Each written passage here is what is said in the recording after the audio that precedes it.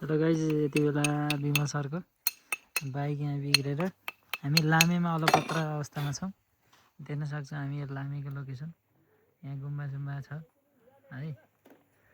यहाँबाट फेरि रमणीय दृश्यमै रोकियो। फेरि त्यो हिसाबले त फेरि प्रकृतिको बिहान भन्छ कि के भन्छ यसलाई?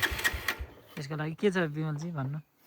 ठिकै छ। अब लगनको बेलामा अब के भने जस्तो होइन, अब एउटा कामले हिँडेको एकातिर अड्कियो भने जस्तो अब कहिलेकाहीँ अब अनुभव पनि अब हुन्छ है।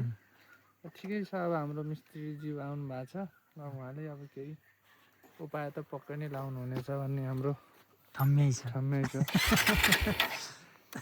बाइकको हालत पनि यस्तो छ अहिले। ल हेर्नुहोस्, यसमा करेन्ट पनि हाने क्या है? करेन्ट नहानेर